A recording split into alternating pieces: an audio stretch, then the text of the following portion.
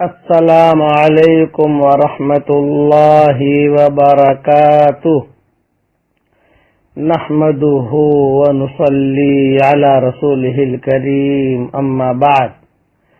آج کا سبق سن لیجئے۔ روزے میں برکت کا یہ نبوی نسخہ ہے، گھر میں خیریت اور برکت کا نبوی نسخہ ہے، یہ 2-in-1 نسخہ ہے۔ آپ اس پر عمل کریں تو آپ کے روزے میں بھی برکت ہوگی اور آپ کے جو پڑوسی ہیں ان پڑوسیوں کے روزے میں بھی برکت ہوگی۔ آپ یہ عمل کریں تو آپ کے روزے میں برکت اور خیریت عافیت ہوگی، اور جتنے بھی آپ کے پڑوسی ہیں دائیں بائیں آگے پیچھے اوپر نیچے، ان کے روزے میں بھی برکت ہوگی۔ اب یہ دھیان سے سنیے، گھر میں داخل ہوتے وقت میں 4 عمل کرنے ہیں، یہ حدیث شریف میں آتا ہے۔ نمبر 1 سلام کرنا، نمبر 2 سورہ فاتحہ پڑھنا، نمبر 3 سورہ اخلاص پڑھنا، نمبر 4 درود شریف پڑھنا۔ تو حضور صلی اللہ علیہ وسلم فرماتے ہیں جو بھی یہ کام کرے گا اپنے گھر میں داخل ہوتے وقت میں تو اللہ اس کے روزی میں بہت برکت دے گا، اس کے گھر سے فقر و فاقہ کو اللہ تعالی دور کرے گا، اور اس کے پڑوسیوں تک بھی اس کا اثر جائے گا، یعنی اس کے پڑوسیوں کے گھروں سے بھی فقر و فاقہ دور ہو جائے گا۔ یہ بہت بڑی سعادت مندی کی چیز ہے، یہ نبوی نسخہ ہے۔ اچھا، اس کے اندر ایک بات کی میں وضاحت کر دوں کہ کبھی ترتیب میں آگے پیچھے ہو جائے، مثلا سلام تو سب سے پہلے آئے گا ہی آئے گا، لیکن کسی نے پہلے درود شریف پڑھ لیا، بعد میں سورہ فاتحہ پڑھ لیا، بعد میں سورہ اخلاص پڑھ لیا، کوئی حرج کی بات نہیں ہے۔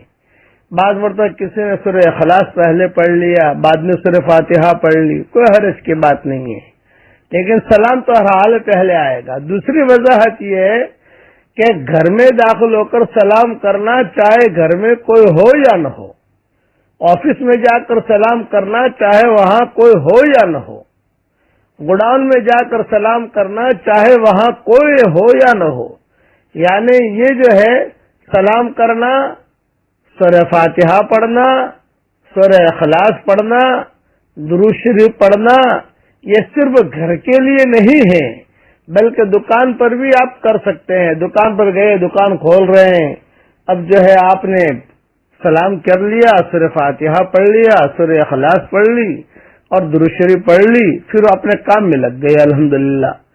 گوڈاؤن میں جا رہے ہیں تو وہاں پر بھی، یہاں تک کہ آپ اپنے ملازمین کو بھی سمجھا سکتے ہیں، بھئی میں تو جو ہے دیر سے آتا ہوں، آپ دکان کھولتے ہو، بھئی روزانہ سلام کرو، سورہ فاتحہ پڑھو، سورہ اخلاص پڑھو، اور جو ہے درود شریف پڑھو۔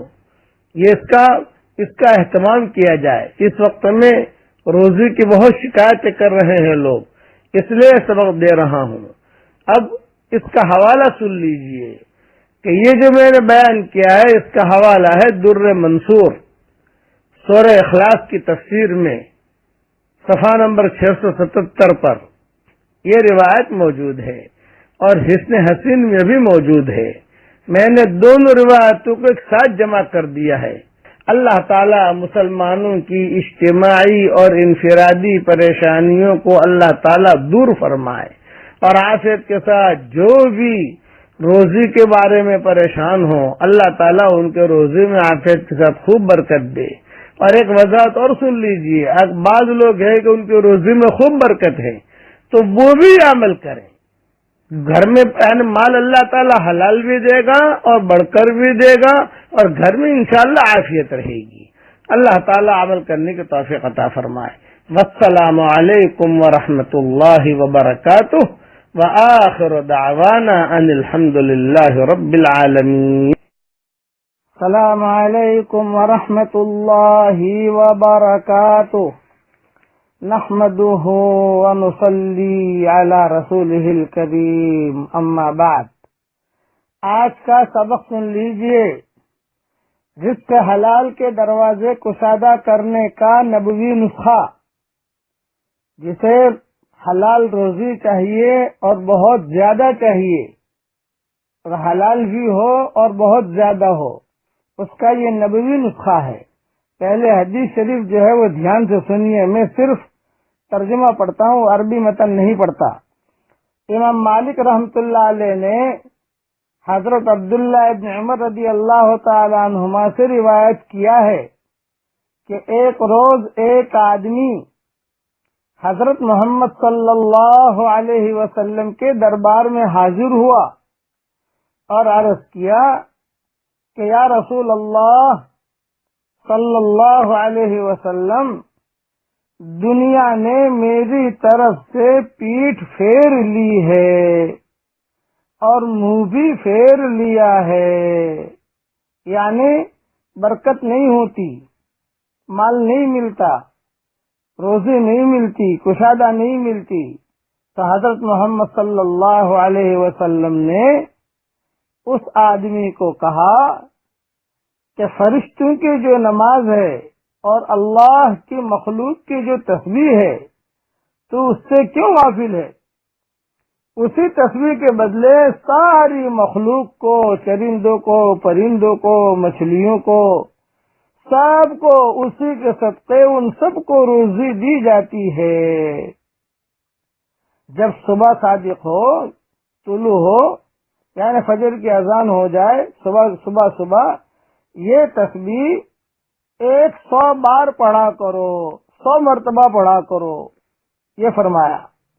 پھر فرمایا تسبیح بتائی، اب تسبیح میرے ساتھ پڑھ لیجئے، کیا جملے پڑھنے ہیں، بس جو جملے میں کہوں وہی پڑھنا، وہی لکھنا، آگے پیچھے مت بڑھانا۔ سبحان اللہ و بحمدہ، سبحان اللہ العظیم، استغفر اللہ، بس اتنا پڑھنا ہے۔ سبحان اللہ و بحمدہ، سبحان اللہ العظیم، استغفر اللہ۔ حضرت محمد صلی اللہ علیہ وسلم نے آگے ارشاد فرمایا، تأتیک الدنیا صاغرہ، دنیا تیرے پاس ذلیل ہو کر آئے گی۔ بس وہ صحابی نے حضور صلی اللہ علیہ وسلم کا یہ ارشاد سنا اور واپس آتے ہی جو ہے یہ پڑھنا شروع کر دیا۔ بس اس میں 2 چیزیں ہیں، 100 مرتبہ پڑھنا ہے ایک، دوسرا صبح پڑھنا ہے۔ یہ خبر رکھنا جو حدیث میں جملے ہیں، ایک صبح جیسے صبح مائیں بہنیں چائے بنانی شروع کر دی ہیں تو اس میں جو ہے صبح اپنا کرنا شروع کر دے، بعض جگہوں پر صبح لچیاں بناتی ہیں خواتین، تو پڑھنا شروع کر دیں۔ اس میں فجر کی سنت اور فرض کے درمیان پڑھنا یہ حدیث میں نہیں آتا ہے، لیکن ہمارے مشائخ جو ہیں یہ لوگوں کو کہتے تھے کہ وہ وقت زیادہ اچھا ہے، اس لیے فجر کی سنت کے بعد پڑھو، لیکن فجر کی سنت کے بعد اگر آدمی نہیں پڑھ سکتا، فجر کی نماز کے بعد بھی پڑھ لے تو بھی حرج کی بات نہیں ہے، یا فجر کی سنت سے پہلے پڑھ لے تو بھی حرج کی بات نہیں ہے، یہ ذہن میں رکھنا۔ تو حضور صلی اللہ علیہ وسلم نے فرمایا کہ وہ آدمی نے یہ عمل شروع کر دیا، وہ صحابی نے جب واپس آیا پوچھا بھی کیا رہا تمہارا، تو فرمایا کہ حضرت اللہ نے بہت برکت دی، اتنی برکت دی کہ اب مجھے اس کے رکھنے کی جگہ بھی نہیں ملتی۔ یہ رزق حلال کے دروازہ کشادہ کرنے کا نبوی نسخہ ہے۔ یہ میں نے میری کتاب مومن کے ہتھیار میں بھی لکھ دیا ہے، وہاں بھی دیکھ لیں، اور اوپر کی کتابوں کے حوالے بھی وہاں دیکھ لیں۔ اس لیے یہ رزق حلال کے دروازے کشادہ کرنے کا ادھر ادھر کی چیزوں میں پریشان ہوتے ہو، صبح سبحان اللہ و بحمدہ، سبحان اللہ العظیم، استغفر اللہ، سبحان اللہ و بحمدہ، سبحان اللہ العظیم، استغفر اللہ، بس اتنا پڑھنا ہے۔ اللہ تعالی ہم سب کے لیے حلال مال و منال کے دروازے کشادہ فرمائے، اور اللہ تعالی حرام اور مشتبہ روزی سے ہم سب کی اللہ تعالی پوری حفاظت فرمائے۔ ایک اعلان کرتا ہوں کہ یہ ہمارے سبق جو لوگوں تک پہنچتے ہیں وہ تو پہنچتے ہی الحمدللہ، لیکن اللہ کے فضل و کرم سے یہی سبق جو ہے یوٹیوب پر بھی آ رہے ہیں۔ آج کا سبق خالی اتنا لکھ دو تو یوٹیوب پر جو ہے سارے کے سارے سبق آپ کو ملیں گے۔ میرا بیٹا ہے خالد پالم پوری، وہ روزانہ یوٹیوب کے اوپر یہ سبق ڈال دیتا ہے۔ اللہ تعالی ہم سب کو عمل کرنے کی توفیق عطا فرمائے، آمین آمین۔ والسلام علیکم ورحمۃ اللہ وبرکاتہ، وآخر دعوانا ان الحمد للہ رب العالمین۔ السلام علیکم ورحمۃ اللہ وبرکاتہ، نحمده ونصلی علی رسولہ الکریم، اما بعد۔ یہ ایک قصہ سنا رہا ہوں، اس کا ٹائٹل ہے، یہ آج کا سبق سن لیجئے، اس کا ٹائٹل ہے گناہوں کے معاف کرانے کا نبوی نسخہ۔ ایک بڑے میاں آئے حضور صلی اللہ علیہ وسلم کے پاس، وہ ساری مسجد نبوی جو ہے مکمل بھری ہوئی تھی اس وقت میں، اور دروازے پر کھڑے ہو کر انہوں نے زور سے ایک جملہ کہنا شروع کیا، وا ذنوباہ وا ذنوباہ وا ذنوباہ، ہائے میرے گناہ، ہائے میرے گناہ، ہائے میرے گناہ۔ سب صحابہ سن رہے تھے۔ تو حضور صلی اللہ علیہ وسلم نے پوچھا کہ کیا تمہارا کون سا گناہ ہے؟ تو انہوں نے کہا کہ حضرت، شرک کے علاوہ میری جھولی میں اور میری جیب میں سب گناہ موجود ہیں، خالی شرک نہیں، باقی چوری، زنا، ڈکیتی، غصہ، کسی کو مارنا، قتل کرنا، یہ سب گناہ جو ہوتے ہیں وہ میری جھولی میں موجود ہیں، میں اتنا بڑا پاپی ہوں۔ تو حضور صلی اللہ علیہ وسلم نے فرمایا، ادنو منی، قریب آؤ۔ وہ بیچارے ہاتھ میں لاٹھی تھی ان کے، وہ آہستہ آہستہ جو ہے وہ آتے گئے، صحابہ دیکھتے گئے ان کو، بیٹھ گئے، شرم کے مارے تھوڑے سے دور بیٹھے۔ اب نے فرمایا وہ اور قریب آؤ۔ گنہگار کو قریب کیا جاتا ہے، دور نہیں کیا جاتا، اور قریب آؤ۔ وہ قریب ہوئے تو حضور صلی اللہ علیہ وسلم نے ایک دعا ان کو 3 مرتبہ پڑھوائی۔ میں آپ لوگوں کو بھی 3 مرتبہ وہ دعا پڑھا لیتا ہوں، وہ پڑھ لیجئے، پڑھیے میرے ساتھ۔ اللہم مغفرتک اوسع من ذنوبی ورحمتک ارجع عندی من عملی۔ اللہم مغفرتک اوسع من ذنوبی ورحمتک ارجع عندی من عملی۔ اللہم مغفرتک اوسع من ذنوبی ورحمتک ارجع عندی من عملی۔ 3 مرتبہ پڑھوایا حضور صلی اللہ علیہ وسلم نے سارے صحابہ کے سامنے، وہ بڑے میاں پڑھتے رہے۔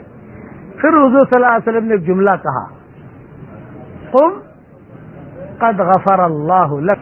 یہ حدیث جو ہے کئی صحابہ سے منقول ہے، کئی کتابوں میں موجود ہے، البتہ چونکہ میرے پاس اس وقت سفر میں کتابیں نہیں ہیں، اور میری کتاب مومن کا ہتھیار میں بھی میں نے یہ حدیث مختصر لکھ دی ہے، اور اس میں حوالے میں نے لکھ دیے ہیں اوپر کی کتابوں کے۔ اوپر کی کتابوں تک نہیں پہنچ سکتے، مومن کا ہتھیار سادہ بہار ہے الحمدللہ۔ ہم سفر میں تھے، کئی لوگوں نے آ کر ہم سے مومن کا ہتھیار کی اجازت چاہی، ہم نے اجازت دے دی ان کو، کبھی اجازت ہماری طرف سے پڑھنے کی، بکھرے موتی کی اجازت چاہیے، اس میں عملیات ہے سب، ان کو بھی ہم نے اجازت دے دی، بکھرے موتی کی بھی ہماری طرف سے اجازت ہے۔ اور آپ جو سبق سن رہے ہیں ان سب کو بھی میری طرف سے مومن کا ہتھیار اور بکھرے موتی کی مکمل اجازت ہے۔ پڑھ بھی سکتے ہیں، پڑھا بھی سکتے ہیں، سن بھی سکتے ہیں، سنا بھی سکتے ہیں، اور اس کو آگے بھی بھیج سکتے ہیں۔ میں دعا کرتا ہوں کہ اے اللہ تو ہم سب کے چھوٹے بڑے گناہوں کو معاف فرما، اور اے اللہ ہواؤں کے ساتھ جو خیریں آتی ہیں وہ خیریں ہمارے لیے مقدر فرما، اور ہواؤں کے ساتھ جو برائیاں آتی ہیں ان برائیوں سے ہماری حفاظت فرما۔ اور اے اللہ، جس نے بھی مجھے دعاؤں کے لیے کہا ہو، دعاؤں کے لیے خطوط میں لکھا ہو، جن کا مجھ پر کسی قسم کا حق اور احسان ہو، یا مجھے اپنی دعاؤں میں یاد کرتے رہتے ہوں، یا مائیں بہنیں بیٹیاں مجھے اپنی دعاؤں میں یاد کرتی رہتی ہوں، میری ساری دعاؤں میں ان کا پورا پورا حصہ نصیب فرما، آمین۔ والسلام علیکم ورحمۃ اللہ وبرکاتہ، وآخر دعوانا ان الحمد للہ رب العالمین۔ السلام علیکم ورحمۃ اللہ وبرکاتہ، نحمده ونصلی علی رسولہ الکریم، اما بعد۔ آج کا سبق سن لیجئے۔ فجر کی نماز جو چھوڑ دیتا ہے، نہیں پڑھتا، تو شیطان اس کے کان میں پیشاب کر جاتا ہے۔ فجر کی نماز چھوڑنے کی کتنی وعید ہے کہ جہاں فجر کی نماز چھوڑی شیطان نے کان میں پیشاب کیا۔ ہمارے ایک ساتھی ہے، وہ مجھے کہا کرتا ہے کہ مولوی صاحب، جس دن فجر کی نماز قضا ہوتی ہے تو مجھے کوئی یاد آئے نہ آئے آپ بہت یاد آتے ہیں۔ میں نے کہا کیوں؟ میں نے کہا یہ حدیث سن رکھی ہے کہ جس نے فجر کی نماز چھوڑی شیطان نے کان میں پیشاب کر دیا۔ تو میں نے کہا ذرا کیا کرتے ہو؟ یہ کہتا ہے کہ مولوی صاحب بہت صاف کرتا ہوں۔ میں نے کہا شیطان کا پیشاب ایسا صاف نہیں ہوتا۔ بچہ اگر پیشاب کر جائے تو 3 مرتبہ دھو لو، پاک ہو جائے گا۔ شیطان کا پیشاب تو جو ہے بہت زیادہ ناپاک ہوتا ہے، یاد رکھنا۔ وہ تو توبہ سے، استغفار سے پاک صاف ہوتا ہے۔ اس لیے فجر کی نماز، ساری نمازیں پڑھنے کا اہتمام کرنا چاہیے، لیکن یہ وعید سن لو کہ جہاں فجر کی نماز چھٹی شیطان نے کان میں پیشاب کر دیا۔ اب حدیث سنو۔ حضرت عبداللہ بن مسعود رضی اللہ تعالیٰ عنہ فرماتے ہیں کہ حضرت محمد صلی اللہ علیہ وسلم کے سامنے ایک آدمی کا ذکر کیا گیا کہ وہ صبح تک سوتا ہی رہتا ہے، نماز کے لیے بھی نہیں اٹھتا۔ تو آپ صلی اللہ علیہ وسلم نے ارشاد فرمایا کہ یہ ایسا آدمی ہے جس کے کانوں میں شیطان پیشاب کر جاتا ہے۔ یہ حدیث بخاری اور مسلم میں ہے۔ دیکھیے، اور یہ حدیث بخاری مسلم تک نہ پہنچ سکیں تو بکھرے موتی جلد اول صفحہ 95 پر بھی 95 پر بھی یہ حدیث موجود ہے۔ اس لیے آج ارادہ کر لیں، عزم کر لیں کہ فجر کی نماز نہیں چھوڑنی، ہر نماز کی پابندی کرنی ہے۔ نماز تو بہت اہم چیز ہے اور بہت اہتمام سے پابندی کرنی ہے، لیکن فجر کی نماز قضا ہو جاتی ہے عام طور سے لوگوں کی، اور انہیں پتہ نہیں ہوتا۔ وہ شیطان روزانہ نماز قضا ہوئی، نماز نہیں پڑھی فجر کی، تو شیطان کان میں پیشاب کرے گا، پتہ کتنا پیشاب جمع ہوگا اس کا، اور اس کی کتنی نحوست گھر میں آئے گی۔ اس لیے بھئی ہمارا کام یہ ہے جلدی سونا اور جلدی جاگنا، یہ ہے ہماری ترتیب مدنی معاشرے کی۔ اسی لیے میری کتاب مدنی معاشرہ یہ ضرور پڑھیں، اس کے اندر میں نے بہت آسان کر کے عام مسلمان زندگی کیسے گزارے، وہ بہت آسان کر کے میں نے نسخے لکھ دیے ہیں، اور بہت چھوٹی سی کتاب ہے۔ آپ اگر ایک مرتبہ عام عورت اور عام مرد اگر پڑھ لے گا، بیچارے جھپڑ پٹی میں رہنے والے غربا، فقراء اور عام مسلمان کہ جو بڑے بڑے مدرسوں میں نہیں جا سکتے، بے اب وقت نہیں ہے لیکن اسلام کے مطابق زندگی گزارنی ہے، اس لیے میں نے وہ کتاب لکھ دی ہے، مدنی معاشرہ اس کا نام ہے، ہر جگہ مل جاتی ہے۔ اس کے اہتمام سے پڑھ لو تو ساری چیزیں پتہ چل جائے گی کہ مجھے زندگی کیسے گزارنی ہے، بیوی کیسے رہے، شوہر کیسا رہے، بچے کیسے رہے، بچے باپ کے ساتھ کیسے رہیں، اور ماں کے ساتھ کیسے رہیں، بہنوں کے ساتھ کیسے رہنا، یہ کھانا کیسے کھانا، یاد رہے گا، یاد آئے گا انشاءاللہ، وقت ہوگا تو ایک ایک چیز انشاءاللہ اس میں آپ کو بتاتا جاؤں گا۔ لیکن یہ کوئی کتاب لکھی عوام کے لیے ہے، عوام الناس کے لیے، اس لیے اسے دیکھ لیں۔ آج سے نیت کریں کہ انشاءاللہ ہم ساری نمازوں کا اہتمام کریں گے۔ اللہ تعالی ہر فرد امت کو 5 وقت کی نماز جماعت کے ساتھ پڑھنے کی اللہ توفیق عطا فرمائے۔ آمین آمین. والسلام علیکم ورحمۃ اللہ وبرکاتہ. وآخر دعوانا ان الحمد للہ رب العالمین. السلام علیکم ورحمۃ اللہ وبرکاتہ. نحمده ونصلی علی رسولہ الکریم. اما بعد. آج کا سبق سن لیجئے، دھیان سے سنیے. شیطان انسان کی ناک میں رات گزارتا ہے. ایک حدیث شریف میں اس کی تاکید آئی ہے کہ جب صبح سویرے بیدار ہو کر وضو کرو تو 3 مرتبہ ناک میں پانی ڈال کر ضرور جھاڑ لیا کرو. اس کی وجہ یہ ہے کہ شیطان انسان کی ناک کے بانسے میں رات گزارتا ہے. اس میں پیشاب اور غلاظت کرتا ہے، اور جب سونے کے بعد انسان اٹھتا ہے تو ناک کے اندر میل کچیل بھرے ہوئے ملتے ہیں. اس میں شیطان کی غلاظت کے اثرات ہوتے ہیں. جب وضو میں ناک اچھی طرح جھاڑ لی جائے گی تو شیطان کے اثرات صاف ہو جاتے ہیں. حدیث شریف سنیے. عن ابی ہریرہ رضی اللہ تعالی عنہ عن النبی صلی اللہ علیہ وسلم قال: اذا استيقظ احدكم من منامه فتوضأ فليستنثر 3 فإن الشيطان يبيت على خيشومه. الحدیث رواہ البخاری. ترجمہ: حضرت ابو ہریرہ رضی اللہ تعالیٰ عنہ سے روایت ہے کہ حضور صلی اللہ علیہ وسلم نے ارشاد فرمایا کہ جب تم میں سے کوئی اپنی نیند سے بیدار ہو کر وضو کرے تو ضرور 3 مرتبہ ناک جھاڑ لے، اس لیے کہ شیطان اس کی ناک کے باسے میں رات گزارتا ہے. یہ حدیث بخاری شریف میں ہے، اس لیے اس کا بہت اہتمام کریں کہ شیطان نے رات گزاری ہے. اور ایک حدیث اور سن لیں کہ اگر کوئی فجر کی نماز نہیں پڑھتا تو شیطان اس کے کان میں پیشاب کر جاتا ہے. اس لیے یہ دونوں حدیث ذہن میں رکھیں، اپنے بچوں کو ہی بتا دیا کریں اور اس پر عمل کر اس پر یعنی جو حضور صلی اللہ علیہ وسلم نے فرمایا اس پر عمل کرنے کی کوشش کریں. اب ایک نصیحت سن لیجئے. کسی کو ہوا میں اڑتا ہوا دیکھ کر دھوکہ مت کھانا.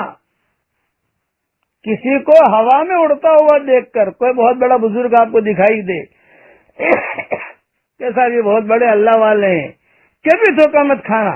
یہ نصیحت یاد رکھنا.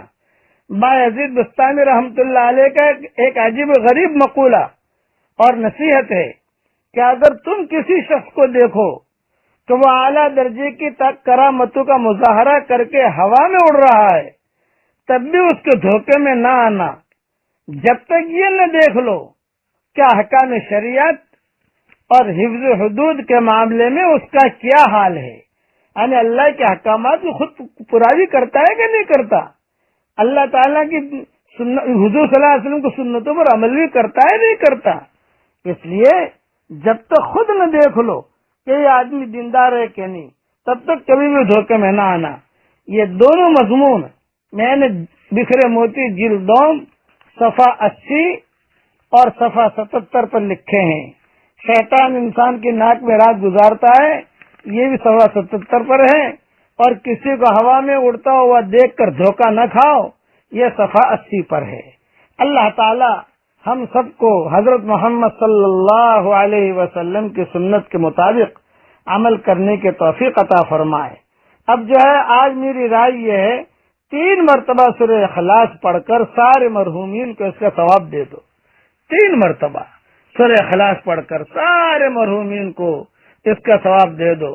اللہ تعالیٰ آپ سے میں دعا کرتا ہوں کہ اللہ جتنے مسلمان اسلام کے حالت میں دنیا سے رخصت ہو گئے ہوں، اے اللہ ان کی ہڈی ہڈی کو تو جنت نصیب فرما اور ان کی مغفرت فرما. اور اللہ تعالیٰ جو مسلمان اس وقت زمین کے اوپر ہیں ہم سب کی تو مغفرت فرما. آمین آمین. والسلام علیکم ورحمۃ اللہ وبرکاتہ. وآخر دعوانا ان الحمد للہ رب العالمین. السلام علیکم ورحمۃ اللہ وبرکاتہ. نحمده ونصلی علی رسولہ الکریم. اما بعد. آج کا سبق سن لیجئے. حدیث شریف میں ہے حضور اکرم صلی اللہ علیہ وسلم نے ارشاد فرمایا، جو شخص فجر کی نماز پڑھتا ہے وہ اللہ تعالی کی حفاظت میں آ جاتا ہے. دھیان سے سنو، جو شخص فجر کی نماز پڑھتا ہے وہ اللہ تعالی کی حفاظت میں آ جاتا ہے. لہذا اسے نہ ستاؤ اور اس بات کا خیال رکھو کہ اللہ تعالی اپنی حفاظت میں لیے ہوئے شخص کو ستانے کی وجہ سے تم سے کسی چیز کا مطالبہ نہ فرما لیں. کیوں کہ جس سے اللہ تعالی اپنی حفاظت میں لیے ہوئے شخص کے بارے میں مطالبہ فرمائیں گے تو اس کی پکڑ فرمائیں گے، پھر اسے اوندھے منہ جہنم کی آگ میں ڈال دیں گے. یہ حدیث مسلم شریف میں ہے. کتنی جاندار، کتنی فضیلت ہے. آدمی معمولی غفلت کی وجہ سے فجر کی نماز چھوڑ دیتا ہے. بے فجر کی نماز اگر پڑھ لی تو اللہ کی حفاظت میں آ گئے. اللہ کی حفاظت میں آنے کا یہ نبوی نسخہ ہے.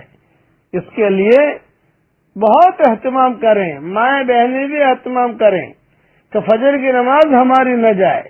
اگر فجر کی نماز گئی خدا نہ خواستہ تو اللہ کی ذمہ داری کچھ نہیں. فجر کی نماز پڑھ لی، اللہ کی حفاظت میں آ گئے.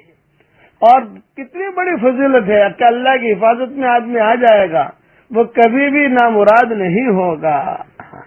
چلیے اب میرے ساتھ پڑھ لیجئے. اللہ اکبر کبیرہ والحمد للہ کثیرہ وسبحان اللہ بکرۃ واصیلا. یہ آسمان کے دروازے کھلوانے کا نبوی نسخہ ہے. امام مسلم نے عبداللہ ابن عمرو سے بیان کیا ہے کہ ایک دفعہ ہم رسول اللہ صلی اللہ علیہ وسلم کے ساتھ نماز پڑھ رہے تھے کہ ایک آدمی نے مذکورہ کلمات کہے تو رسول اللہ صلی اللہ علیہ وسلم نے فرمایا، فلاں فلاں کلمات کہنے والا کون ہے؟ حاضرین میں سے ایک آدمی نے کہا، یا رسول اللہ میں ہوں. آپ نے فرمایا، مجھے ان کلمات سے تعجب ہوا کہ ان کے لیے آسمان کے دروازے کھولے گئے. اس لیے آپ پڑھو گے آپ کے لیے آسمان کے دروازے کھولیں گے، میں پڑھا میرے لیے آسمان کے دروازے کھولیں گے. یہ حدیث امام مسلم نے نقل کی ہے، اس لیے اسے پڑھ لیجئے. ایک مرتبہ اور پڑھ لیجئے. اللہ اکبر کبیرہ والحمد للہ کثیرہ وسبحان اللہ بکرۃ واصیلا. اور بہت بڑی خوشخبری کی بات یہ ہے کہ حضرت محمد صلی اللہ علیہ وسلم کی زبان مبارک سے سب سے پہلے نکلنے والے یہ کلمات ہیں. یہ حدیث اور یہ روایت میں نے میری کتاب مومن کے ہتھیار میں شام کے اذکار میں لکھی ہے، وہاں سارے حوالے دیکھ لیں.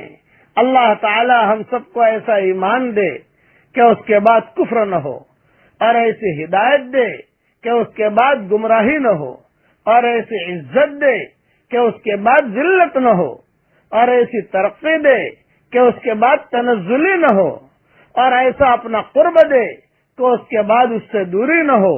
اور عافیت کے ساتھ ہم سب کے لیے اللہ تعالی جنت الفردوس کا فیصلہ فرمائے، اور ہمیں اور ہماری قیامت تک کے آنے والی نسلوں کو اور ہم سب کو ایک ساتھ میں جنت الفردوس میں اپنے نبی کے پڑوس میں ہم سب کو جگہ عطا فرمائے۔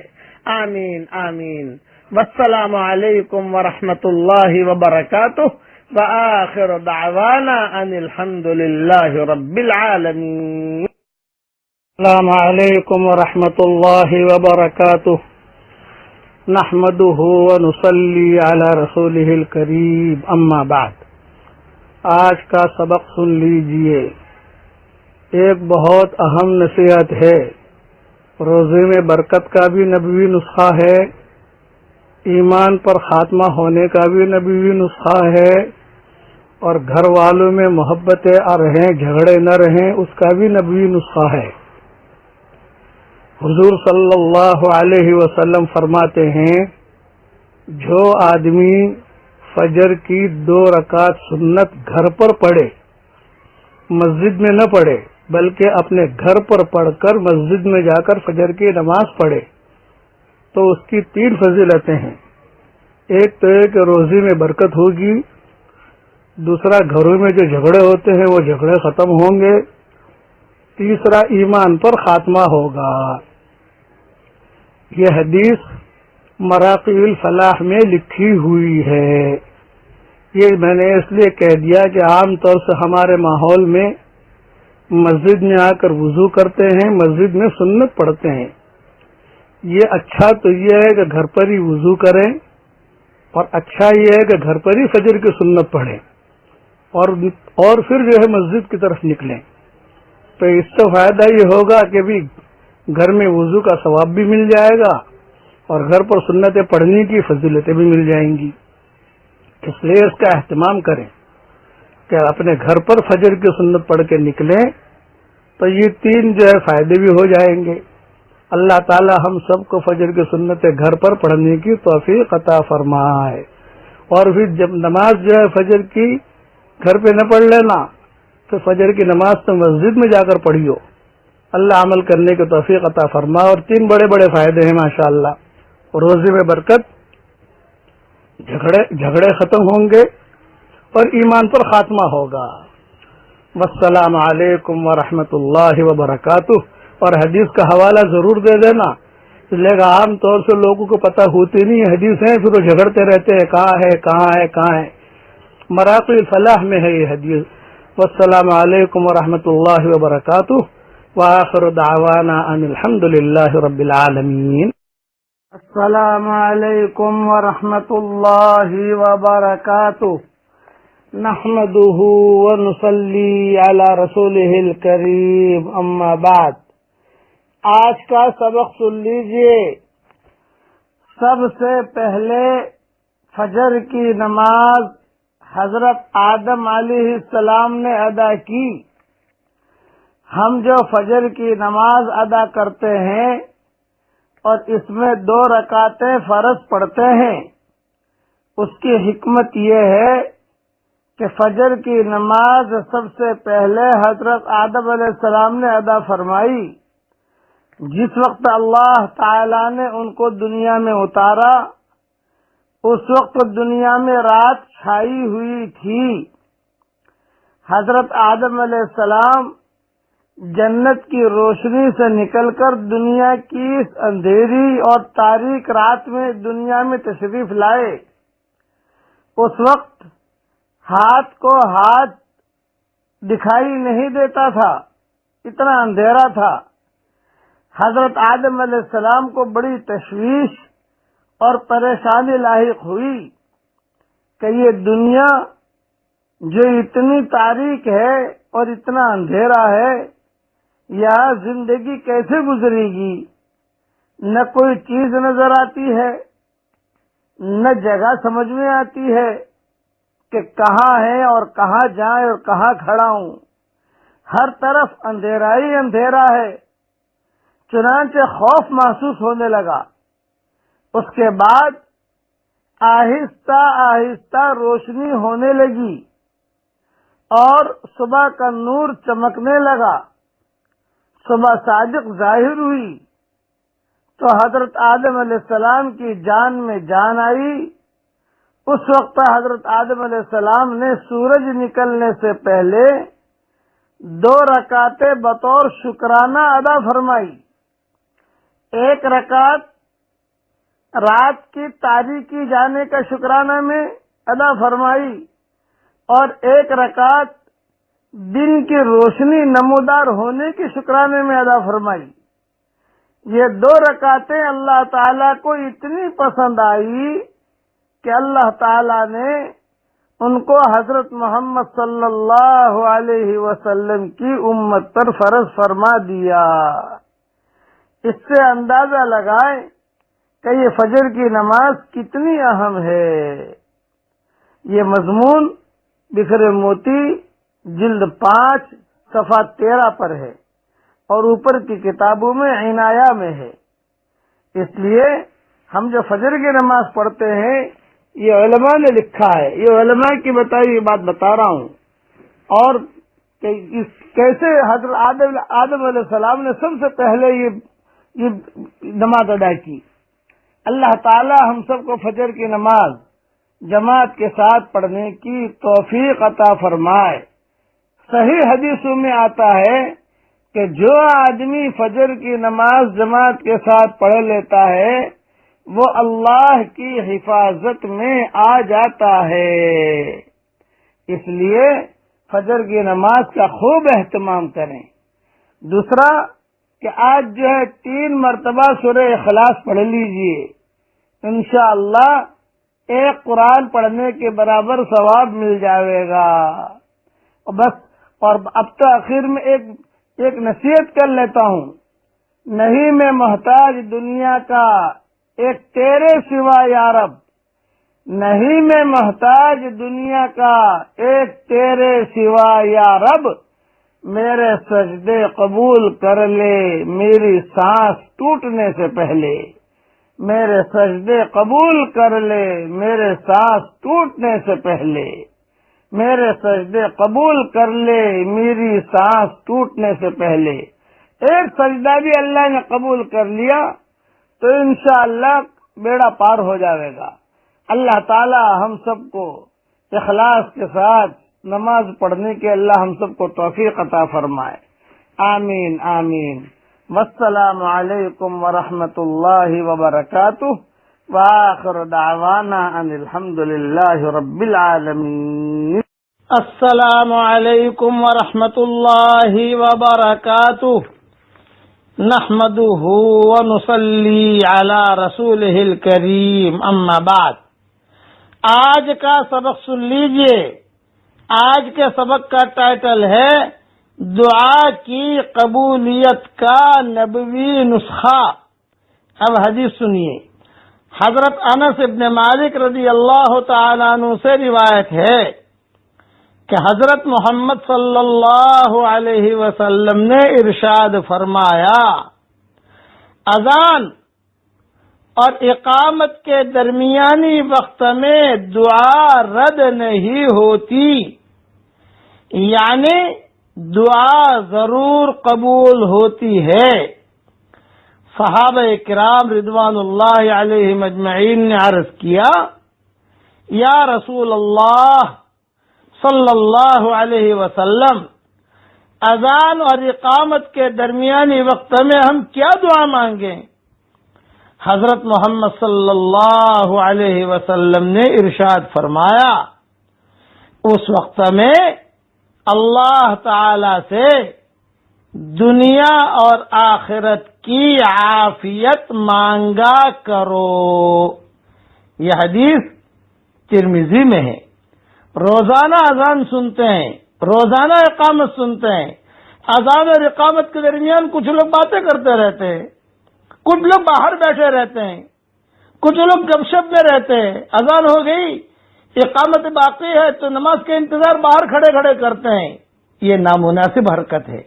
مسجد میں آ جائیے اور بالکل بیٹھ جائیے، اذان ہو چکی ہے، اقامت ہونے کا وقت باقی ہے۔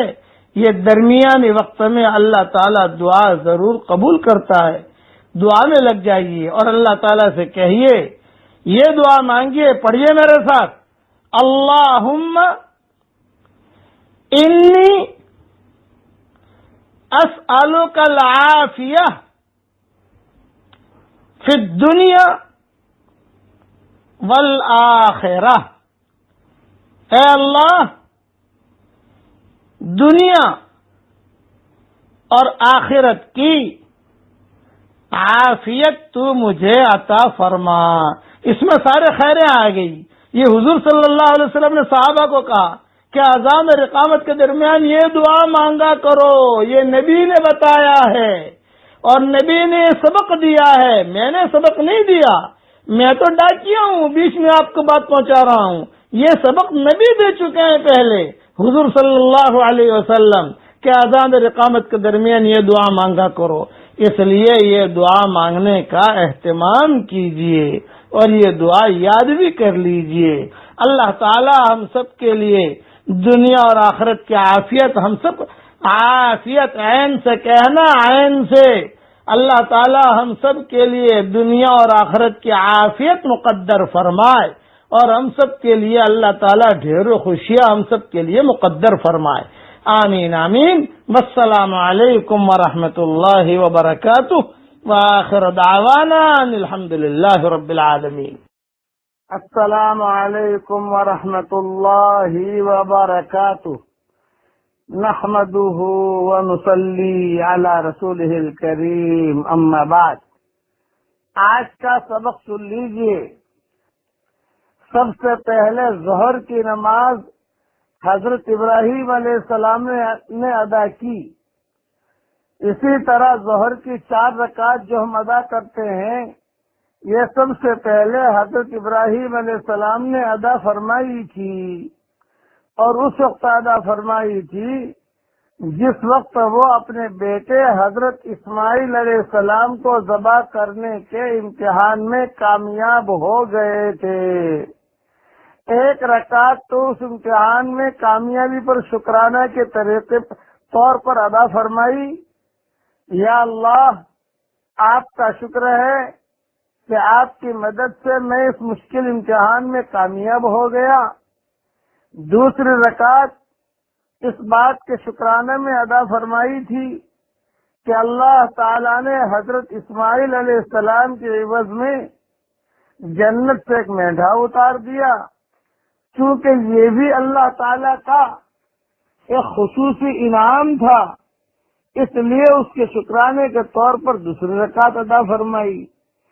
تیسری رکعت اس شکرانے میں ادا فرمائی کہ اللہ تعالیٰ نے اس موقع پر براہ راست حضرت ابراہیم علیہ السلام سے خطاب کرتے ہوئے فرمایا، وَنَادَيْنَاهُ أَن يَا إِبْرَاهِيمُ قَدْ صَدَّقْتَ الرُّؤْيَا إِنَّا كَذَلِكَ نَجْزِي الْمُحْسِنِينَ۔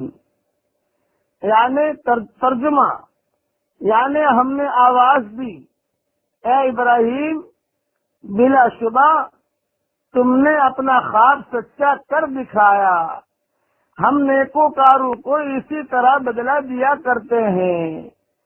اس خطاب کے شکرانے میں ابراہیم علیہ السلام نے تیسری رکعت ادا فرمائی۔ چوتھی رکعت اس بات کے شکرانے میں ادا فرمائی کہ اللہ تعالیٰ نے ایسا صابر بیٹا عطا فرمایا جو اس سخت امتحان کے اندر بھی نہایت صابر اور متحمل رہا اور صبر کا پہاڑ بن گیا۔ اگر وہ متزلزل ہو جاتا تو میرے لیے اللہ کا حکم پورا کرنا دشوار ہو جاتا۔ چنانچہ خواب دیکھنے کے بعد بیٹے ہی سے مشورہ کیا کہ بیٹے، میں نے یہ خواب دیکھا ہے، تم غور کرو، تمہارا کیا ارادہ ہے؟ بیٹے نے جواب دیا، ابا جان، آپ کو جو حکم ملا ہے وہ کر گزریے، عن قریب انشاءاللہ آپ مجھے صبر کرنے والوں میں سے پائیں گے۔ ایسا صابر اور متحمل بیٹا ملنے کے شکرانے میں چوتھی رکعت ادا فرمائی۔ اس طرح یہ 4 رکعتیں حضرت ابراہیم علیہ السلام نے ظہر کے وقت بطور شکرانے کے ادا فرمائی تھی، اللہ تعالی کو ایسی پسند آئی کہ حضرت محمد صلی اللہ علیہ وسلم کی امت پر فرض فرما دی۔ یہ بھی بکھر موتی جلد 5 صفحہ 14 پر ہے، اور عنایہ میں بھی یہ باتیں موجود ہیں۔ اللہ تعالی ہم سب کو ظہر کی نماز بھی ادا کرنے کی اللہ تعالیٰ توفیق عطا فرمائے، اور اللہ تعالیٰ ساری نمازیں ادا کرنے کی اللہ تعالیٰ ہم سب کو توفیق عطا فرمائے۔ آج تو جو ہے ایک مرتبہ اب مسلمانوں کے لیے معافی کی دعا مانگ لیجئے، پڑھیے میرے ساتھ، اللہم اغفر لی وللمؤمنین والمؤمنات والمسلمین والمسلمات۔ جیسے میں نے ایک مرتبہ پڑھ لیا، حدیث شریف میں آتا ہے کہ جتنے مسلمان مرد اور عورتیں دنیا میں ہوں گی ان سب کے برابر اللہ نے مجھے نیکیاں دے دی۔ جو آدمی بھی پڑھے گا تو اس کو جتنے مسلمان ہوں گے ان سب کے برابر اللہ اسے نیکیاں دے گا۔ میں نے پڑھ لیا، مجھے نیکیاں مل گئی، میرے حساب میں نیکیاں آ گئی۔ آپ پڑھو گے تو آپ کے حساب میں بھی نیکیاں آ جائیں گی۔ اس لیے ایک مرتبہ پڑھ لیجئے، اللہم اغفر لی وللمؤمنین والمؤمنات والمسلمین والمسلمات۔ اور نصیحت سن لیجئے، فنا نہ کر اپنی زندگی کو راہ جنوں میں اے جوان، فنا نہ کر اپنی زندگی کو راہ جنوں میں اے جوان، تب کرے گا عبادت جب گناہ کرنے کی طاقت نہ ہوگی، تب کرے گا عبادت جب گناہ کرنے کی طاقت نہ ہوگی۔ اس لیے اپنی زندگی کو گناہوں کے اندر مت گزاریے، اللہ کی طرف دوڑیے۔ اللہ تعالی ہم سب کو اس کے احکامات پورے کرنے کے توفیق عطا فرمائے، آمین آمین۔ والسلام علیکم ورحمۃ اللہ وبرکاتہ، وآخر دعوانا ان الحمد للہ رب العالمین۔